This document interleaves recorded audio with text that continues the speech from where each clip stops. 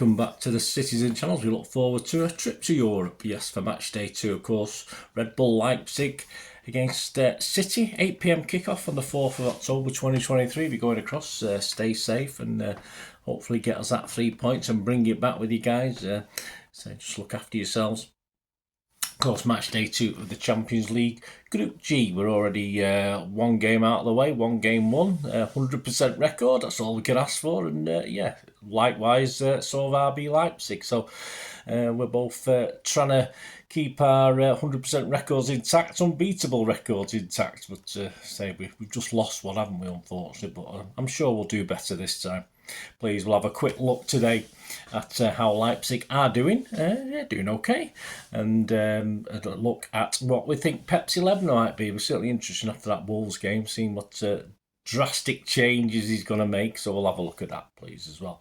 So another chance for you to win a subscription to King of the Kippax as well. So tune in, stay tuned in and watch this little preview. Thanks for that. Please, if you are new to the channel, push that subscribe up, push the notifications, everything's City past and present, of course. And yeah, leave us your comments, say, enter the competition, leave us your Pepsi 11 or any thoughts you've got. It'd be great to hear from you, great to have you on board if you are new.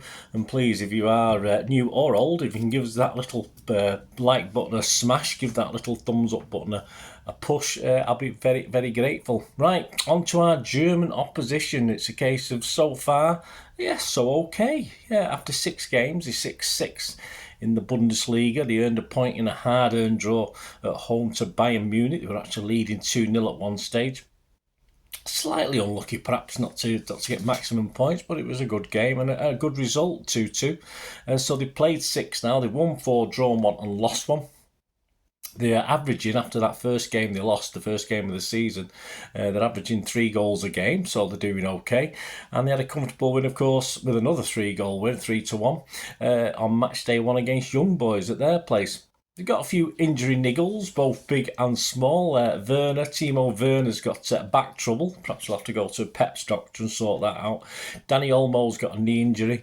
Amadou Hadera's got a torn muscle bundle. What the hell's a torn muscle bundle? I have no idea. If you know that, so if you know your medical stuff, let me know.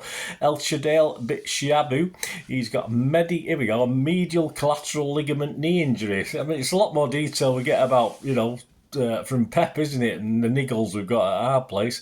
And Willie Orban has got a torn knee ligament. So all these guys, I think, are probably out. Although Timo Werner back trouble, it might cure overnight. Who knows? I don't think Leipzig will bolt from giving City plenty of possession in this. It's just how we use that possession, isn't it? But they do have the ammunition, of course, and they will be watching what our little weaknesses are to take us on when necessary, and I fully expect them to get on the score sheet in this one. Hopefully they won't score 3 again or more, but yeah, as ever, after a couple of less than staggering performances from City, both mentally and physically on the pitch, it will depend, of course, if we can better that 1 goal, or yeah, I'm hoping no more than 1 goal, if the real City turns up. So that's enough of Leipzig. They're doing okay. They're fine. They're going to be stiff competition. It's not going to be easy. Possibly for me, the toughest team we've played so far. So, yeah, nothing to quibble about there. So that brings us to our 11, doesn't it? Surely the inevitable return of Rodri, although he's still got 1 game to sit out. Only a small game. We shouldn't worry about that one. The inevitable return of Rodri is welcome, and we play without him. We'll have to wait to our next game, won't it? We'll have to see. For me, we have, as I said, I did mention before, didn't I? We have a few little mental problems, I think, from Pep downwards, who obviously served a touchline ban. If Pep's losing it, and the player, it's no wonder the players are losing it, and that seems to be what's happening at the moment. We've been a little bit emotional, letting ourselves get drawn into petty play from our opposition, gamesmanship, and we're getting riled by it, and we can't really afford to do that. We're getting far too upset at that. We're getting obviously upset at pretty piss poor refereeing, which is not just for us but for most teams as well, but we're letting it get to us, and I think that's part of our problem at the moment. We're better than that. We need to know when to get involved in these. We need to be physical at the right time, but we also need to know when to walk away. We've got a great team. We just need to regroup, I think, and our attitude in Germany tells a lot, I think, of what's going to happen going forward. I say, from being in reasonable form, our last 2 games we seem to have gone back a little bit to square one. And of course, in Europe, our poor disciplinary problems that have reared their ugly heads from time to time. So it is going to be a very interesting game. I expect Pep to make at most. Yeah, I was thinking of just 1 change, 2 changes, and now as I was doing the Pep's 11, I've come up perhaps up to 3 changes he could probably make to that team that played against Wolves. The actual team, let's have a look. Yep, the team that did play against Wolves: Ederson, Walker, Akanji, Diaz, Aki, Nunes, Kovacic, Foden, Alvarez, Doku and Haaland. So you've got that's your starting 11. On the subs bench, of course, we had Phillips, Grealish, Ortega, Gomez, Gvardiol, Carson, Bob and Lewis. Of course, Rodri wasn't on the bench, but he's a shoo-in for this now with no suspension for this game. So who drops out? Who drops out of that starting 11?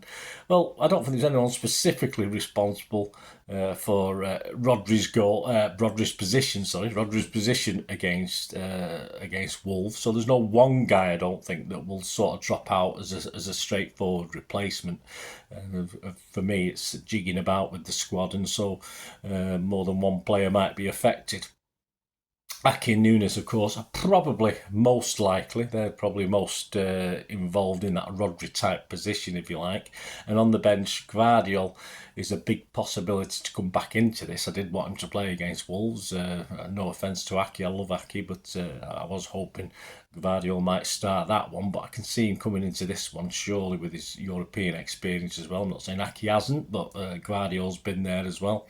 And will Pep throw Grealish back in? That was the one that I never really thought about till I started doing this little review. Will he throw Grealish? Although he didn't have the greatest cameo, he didn't have the greatest game against Newcastle. Will he throw Grealish back in? And if so, is it Doku who will miss out? So that's going to bring me, you have a think about that, guys. It's going to bring us to my 11, see what you think of it. And I think we've got 3 changes I've ended up with. As I said, I was planning on 1 or 2. And as I've just stated now, a certain guy came into my mind that I think Pep might put in again, whether we agree or we don't agree. So this is my 11.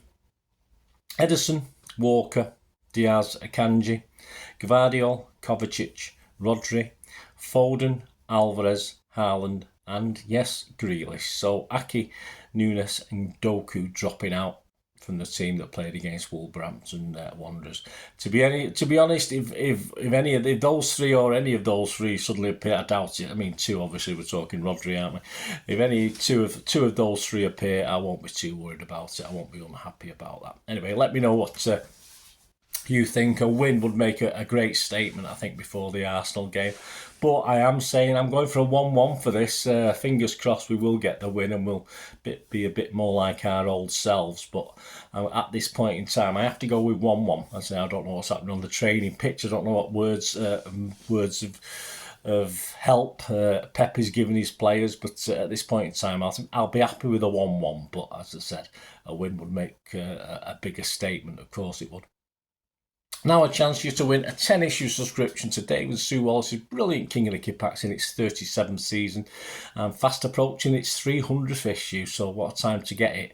If you do already have a subscription, what I'll do, I'll just extend your subscription, so don't worry about that. All you need to do is to subscribe to my channel, that's all you have to do, and if you're not, just press that button, it's free. Just post your starting 11 in the comments section of this vlog on the channel, beginning with #bull, please. Very important. Remember that #bull, otherwise your sort of entry won't be recognised. #bull and then your 11 and a scoreline. So if you get all that right, you've got a subscription. Obviously, there's more than one winner. There will be a draw for that. So there will be there's a couple of winners. There'll be a draw out of a hat, and good luck with that one. Please just write your predicted score, as I said, after that Pepsi 11. So mine would be 1-1, for instance. You don't have to put City 1-1. If it's 1-1, it's a draw. It doesn't matter, does it? Remember the hashtag, of course, for this one. The hashtag ball, very important. Turn T&Cs, all entries must be posted by 9 AM on the morning of the game. That's Wednesday the 4th of October. Any time after that won't be eligible. There might be a little bit of a leeway in that. I usually put up a little message on the site that the entries have now closed, so keep your eyes out for that. If more than one winner, as I said, I'll do a draw to decide the winner. Please note, only one entry per subscriber. Don't do a long list of teams, and none of you are doing that anyway, so I don't need to tell you that anymore, I don't think. But if there is more than one, then obviously all entries will be ineligible for the prize. And my decision in respect of all matters to do with the competition will be final, and no correspondence will be entered, and winners will be contacted by reply through YouTube, in the comments section. Good luck with that, guys. As I say, whether you want to enter or not, just let us know your thoughts on this game. Let us know what your starting 11s.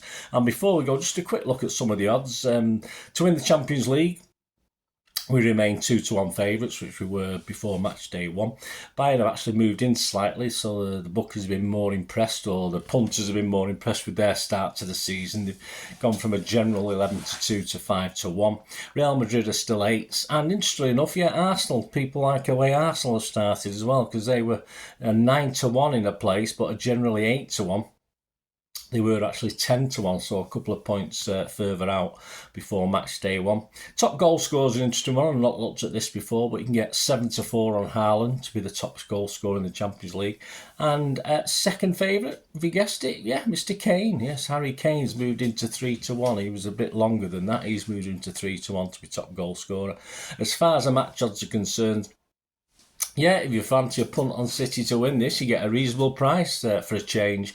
Doesn't surprise me. 7 to 10 on, which is okay. That's doable. A draw is 16-5, as I'm predicting, and a Leipzig win is 18-5. And the 1-1 scoreline that I've put up is actually the most popular at 7-1. So that's the shortest. You could also get City 2-1 at 8-1, and a City win 1-0 and 2-0, both at 9-1.